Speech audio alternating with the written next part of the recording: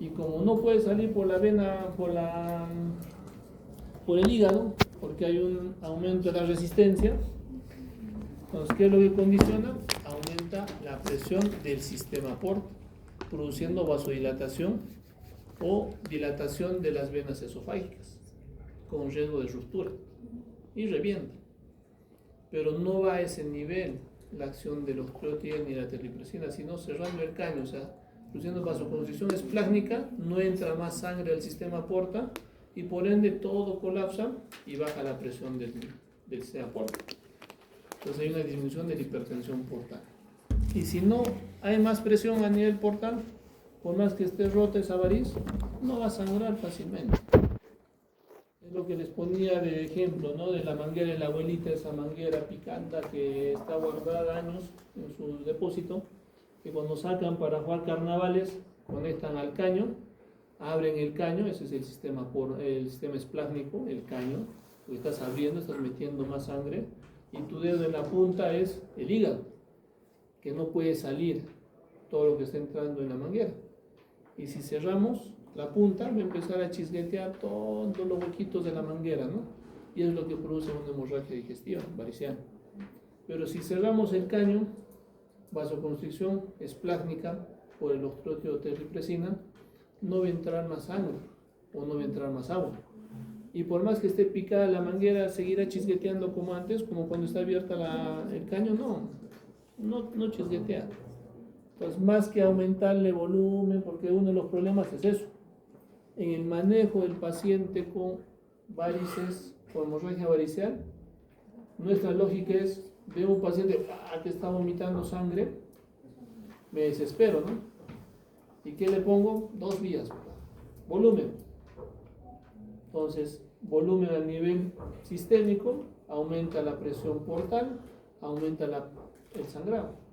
Pero si tú no le metes mucho volumen, no va a aumentar, no va a haber secuestro del gasto cardíaco, va a disminuir la presión portal y no va a resangrar el paciente.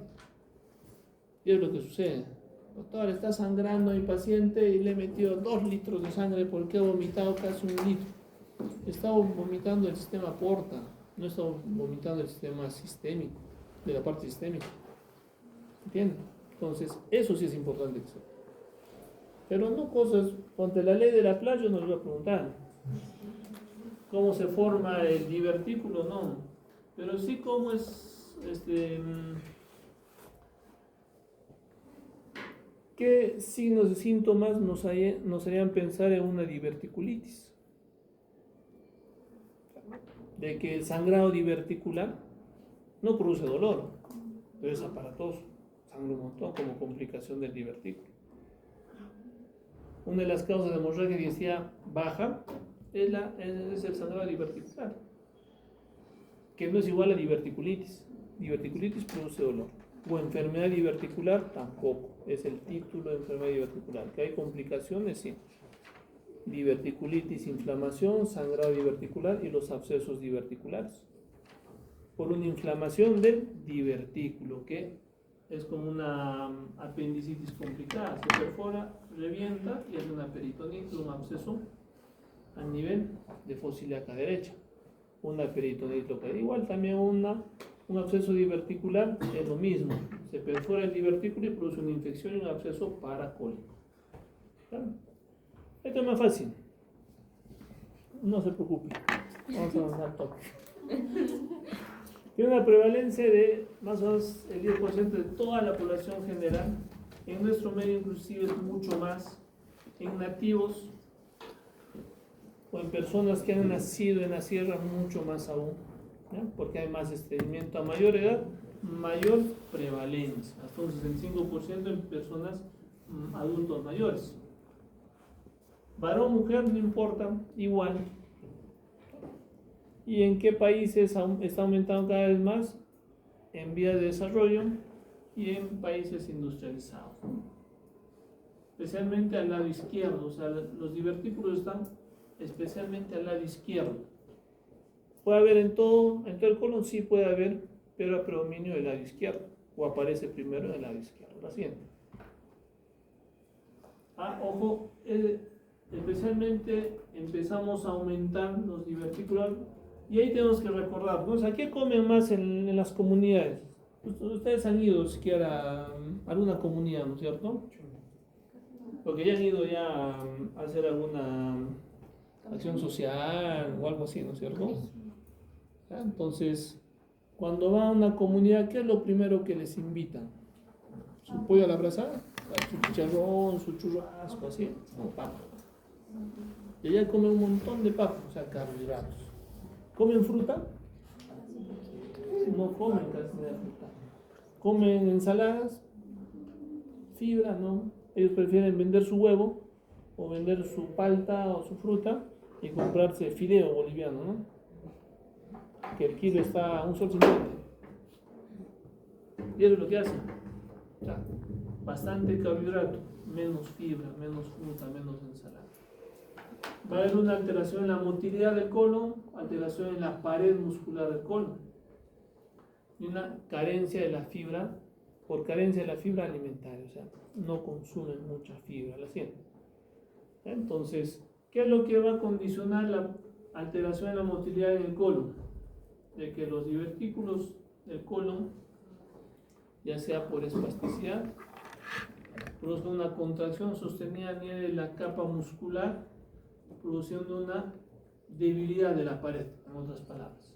¿Ya? Entonces va a haber un engrosamiento de la capa muscular circular y va a haber un incremento de la capacidad contráctil a este nivel y un acortamiento de las tenias longitudinales y la debilidad a nivel de la pared, produciendo el divertículo, que es un estrechamiento y un acortamiento a nivel de la luz del intestino. De la siguiente, acá vamos a entender mejor las cámaras del colon, que es lo que produce presión a nivel de la cámara, contracción a nivel de las tenias o a nivel de de las fibras circulares del colon, mayor presión y va a haber un debilitamiento de la pared.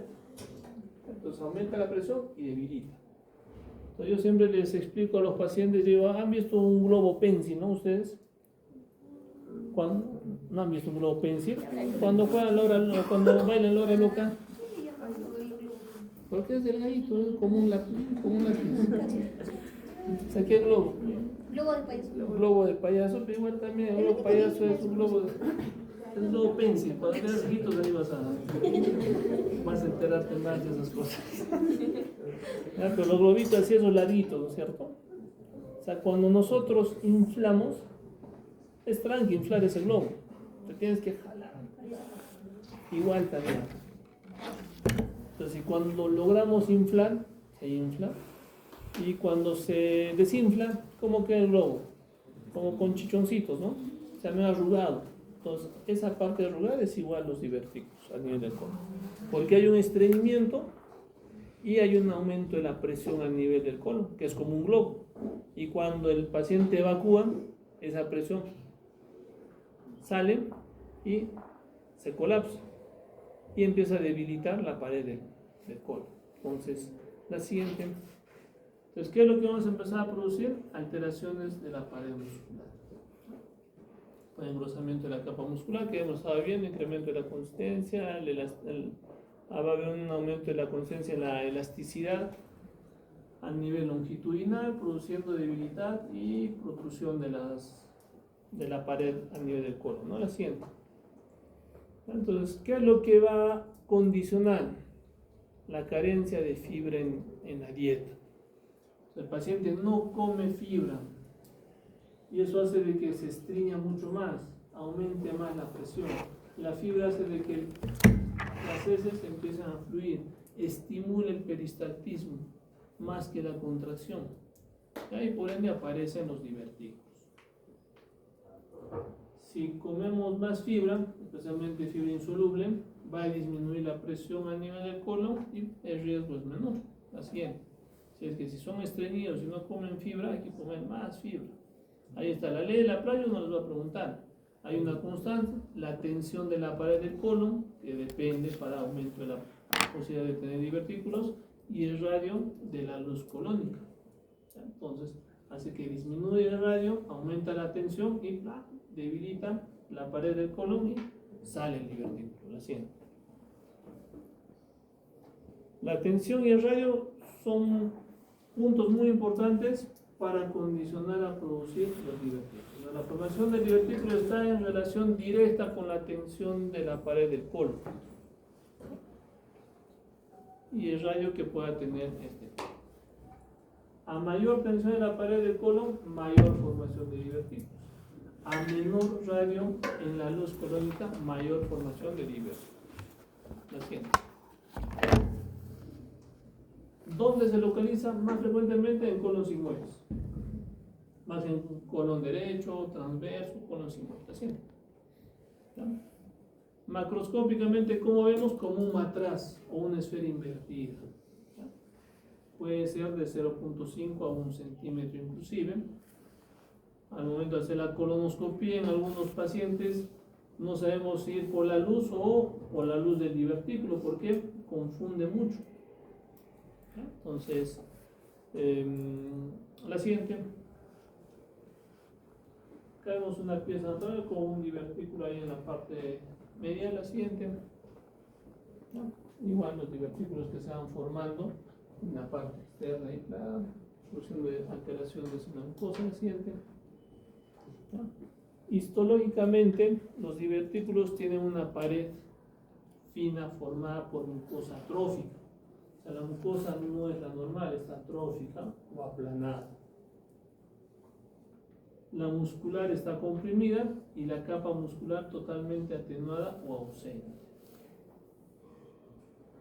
Entonces va a haber una alteración en la pared. Muchos de los pacientes son asintomáticos, no tienen ninguna molestia. Entonces se les detecta al momento de hacer la colonoscopia y ahí, por casualidad, hemos encontrado divertículos. Algunos pacientes son sintomáticos y pueden tener dolor en fosa ilíaca izquierda o en cuadrante izquierdo, usualmente en la fosa ilíaca porque a ese nivel está el colon sigmoides. Muchos de los pacientes presentan flatulencias, distensión abdominal, alteraciones en la defecación, algunos se estreñen, se sueltan, empiezan a botar esíbalos o heces en bolitas. La siguiente. ¿Qué es lo que hacemos para diagnosticar? Una radiografía simple de abdomen, podemos encontrar una radiografía de colon a doble contraste, una tomografía, una colonoscopia y estudios isotópicos, ¿no? Aquí vemos una radiografía con contraste y ahí vemos unos bultitos, ¿no? A nivel del colon, que son divertículos. Acá, ¿no? La siguiente. Acá vemos un montón de divertículos con alteraciones que parecen que estarían ahorcando al colon, ¿no? Igual acá. La siguiente. Acá vemos mejor. En colonoscopia vemos un montón de agujeros que son divertículos tipo matraz o esferas, ¿no? Ahuecadas. La siguiente. Diagnóstico diferencial: síndrome de intestino irritable por la presencia del dolor, carcinomas de colon cuando hay alteraciones en la defecación, enfermedad inflamatoria intestinal y colitis isquémica en algunos casos. La siguiente. Tratamiento: dieta con fibra. Lo ideal es de que el paciente tiene que consumir entre 20 a 30 gramos por día de fibra. Agentes formadores del bolo fecal o ablandadores de heces. El polietilenglicol es mucho más efectivo en el tratamiento de enfermedad diverticular que en el estreñimiento como tal. Y el psyllium, que es una sustancia natural que ayuda a mejorar el peristaltismo y a nivel la formación de las heces. La siguiente. Entonces, como complicaciones, la diverticulitis, que no es igual a enfermedad diverticular. Hemos hablado, itis, que es inflamación, ¿no? Entonces, diverticulitis, inflamación del divertículo. Y hemorragias diverticulares. En algunos libros te ponen ahí inclusive absceso diverticular como complicación de una enfermedad diverticular, pero no es tanto como la enfermedad misma, sino el absceso es una complicación de una diverticulitis. ¿Ya? Porque si no habría diverticulitis, inflamación, ese divertículo no se perfora y no produce el absceso. La siguiente. ¿Ya? La diverticulitis puede dar entre un 15-20% de los pacientes que presentan divertículos, hasta un 65% a nivel del colon izquierdo, en colon sigmoides, y hasta un 5% en el colon derecho, ¿no? Muy frecuentemente el colon izquierdo, que produce dolor abdominal en fosa ilíaca izquierda.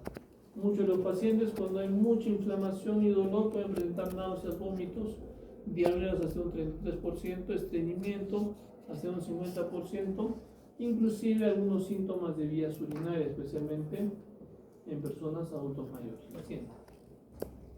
Examen físico, hiperalgesia abdominal, fosa ilíaca derecha. Muchos de los pacientes presentan una tumoración sensible. Palpamos y parece un tumor, una lesión, una formación un poco más dura a nivel de fosa ilíaca derecha. Pero no necesariamente es porque hay un tumor o no, sino porque la inflamación del divertículo hace de que hay una sensación de tumoración a ese nivel. Distensión abdominal, igual, la inflamación del divertículo puede producir cuadros obstructivos acompañados de distensión. Febrícula, si el paciente presenta una inflamación mucho más severa acompañada de leucocitosis, leucocituria o bacteriuria, o en la continuidad del uréter, del colon, el uréter izquierdo, ¿no? Que va hacia la vejiga. ¿Qué complicaciones tiene la diverticulitis? ¿El absceso o el flemón que hablamos? Vuelvo a repetir, en algunos libros el absceso diverticular le ponen como complicación de una enfermedad diverticular, pero más que eso es de una diverticulitis. Perforación puede producir peritonitis, algunas fístulas, dependiendo de a qué nivel va, coloentérica, colovesical, colovvaginal, colouterinas, cuadros obstructivos de colon, hemorragia digestiva baja. ¿La diverticulitis puede sangrar? Sí, podría sangrar, pero cuando ese sangrado viene con dolor, hablamos más de una diverticulitis que se ha perforado o está sangrando, pero cuando el sangrado viene sin dolor, puede ser solamente un sangrado diverticular sin diverticulitis. Otras causas, artritis, pioderma gangrenoso como complicación, ¿no? La siguiente. Acá vemos algunas perforaciones, ya sea perforaciones hacia la parte del colon o hacia la parte del mesenterio, hacia la parte peritoneal. La siguiente. Colecciones a nivel del hígado y colecciones en la parte lateral o al costado del hígado. La siguiente. Subdiafragmática, ¿no? Entonces ahí vemos una perforación y en negro un absceso diverticular, ¿no? Ya condicionado. La siguiente. Tenemos una derivación de la misma, un drenaje percutáneo a nivel del absceso. La siguiente. Entonces una perforación después de una pieza operatoria. La siguiente. Igual acá. Hay divertículos con perforación del colon transverso, donde al momento de dar el contraste empieza a haber fuga de contraste, ¿no? La siguiente. Fístulas colovesicales que van a encontrar al momento de hacer la canulación, se va hacia la vejiga. Hay una linecita blanquita ahí. La siguiente. Fístula colovaginal, la vagina está en la parte externa o en la parte izquierda, por hecho, ya que está comunicando, ¿no? El contraste. La siguiente. Fístula coloentérica ya hacia el nivel, hacia la parte intestino delgado. Entonces ahí le pone el contraste y hay una fístula que va hacia el intestino delgado, ¿no? La siguiente. Entonces acá hay una obstrucción, no progresa más, ya sea por una alteración al nivel del divertículo inflamado que está obstruyendo ese nivel. La siguiente. Igual también una obstrucción al nivel del colon descendente, no progresa el contraste. La siguiente. ¿Y qué es lo que tenemos que dar como tratamiento? Primero, reposo intestinal, no podemos darle dieta al paciente. Entonces, NPO y después iniciarle dieta gradual por zona nasogástrica. Hidratación endovenosa, antibiótico para gram negativos y anaerobios, que son las bacterias que están a nivel del colon, cefalosporinas, aminoglucósidos, clindamicina o metronidazol. El metronidazol cubre muy bien No lo recomendamos, inclusive las fluoroquinolonas con metronidazol ayudan bastante bien y el metro cubre abscesos. La clindamicina no penetra muy fácilmente lo que son los abscesos, especialmente a nivel abdominal. La colonoscopía no tiene que ser inmediata, porque al momento de hacer la colonoscopía nosotros hacemos distensión del colon y podemos perforar más. Entonces no está indicado en una diverticulitis una colonoscopia, hay que diferir. O el enema de colon también. Tratamiento quirúrgico, si es el primer episodio en menores de 40 años, no debería haber diverticulitis o abscesos diverticulares en menores de 40 años.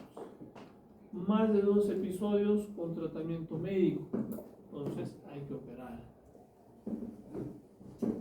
Muchas veces es imposible descartar un cáncer de colon de forma efectiva y de hecho nos tenemos una paciente joven que tenía y lo manejaban como una diverticulitis, pero en una tomografía había como una tumoración a nivel de colon y lo manejaban como un cáncer en el colon por tomografía.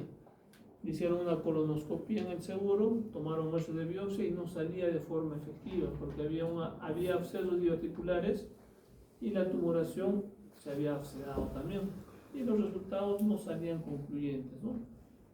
Al final se le volvió a hacer una colonoscopia, le tomamos biopsia en el consultorio y salió enema de colon, tuvieron que operar. Entonces hay que ver y a la persona joven. Puede complicarse, producir perforaciones, obstrucciones o fístulas complejas sin, acompañado de alteraciones tanto del tracto urinario o como complicaciones a nivel ginecológico. Hay que ver el deterioro del paciente muy rápido, hay que ver diverticulitis aguda con posibles perforaciones de 24 a 48 horas, el paciente va complicándose. Si sería una diverticulitis sin complicaciones, puede producir dolor y con el reposo ayuda bastante bien y analgésico al paciente. Y se tienen que hacer resecciones colónicas, sacando, en este caso, a nivel de sigmoides, una diverticulitis, un absceso que ha hecho una resección, ¿no? Una derivación término-terminal, una anastomosis término-terminal, mejor dicho, la siguiente. Ya acá vemos si están sacando todo el divertículo. Luego también hace una desfuncionalización del colon. Cierran esta parte y esta parte sacan hacia la parte de afuera, ¿no? Con un reposo intestinal por unos 6 meses y después hace una reconexión, ¿no? La siguiente. Hemorragia diverticular como complicaciones es por el sangrado diverticular, por la atrofia a nivel de la mucosa, la siguiente.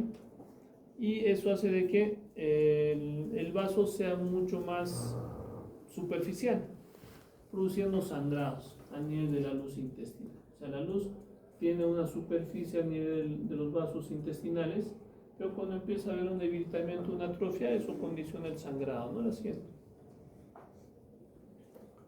Constituye casi un 20% de las complicaciones de los divertículos, no producen dolor, es de tipo arterial, especialmente a nivel de la pared del intestino, el vaso empieza a sangrar.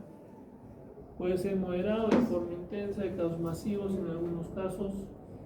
No se puede hacer un diagnóstico por colonoscopia de forma efectiva. Algunos casos pueden producir cierto dolor, pero normalmente no se acompaña de dolor que decíamos. Sangrado diverticular no produce dolor. Una diverticulitis que se está perforando sí podría condicionar sangrado y dolor. El 80% se autolimita, entonces espontáneamente. Puede tener una recidiva de un 20% en el segundo caso y eso aumenta si ha tenido una segunda hemorragia hasta un 50%.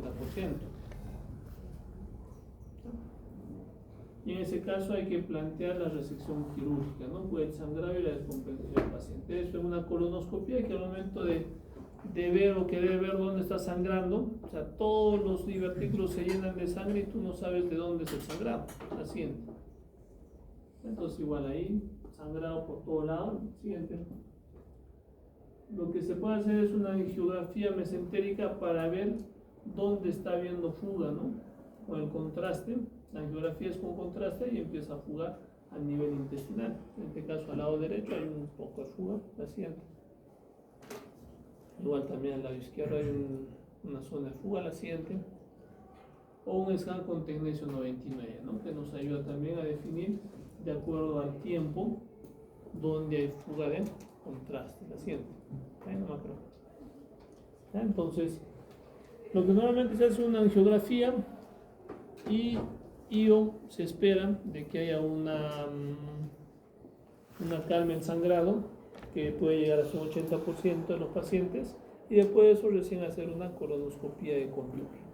Pero no para diagnosticar de dónde ha sangrado, porque no vas a poder ver qué divertículo es el que ha sangrado, sino para descartar que no hay otra causa posible, ¿no? Como cáncer, angiodisplasias, hemorroides, también algunas otras lesiones que pueda tener el paciente.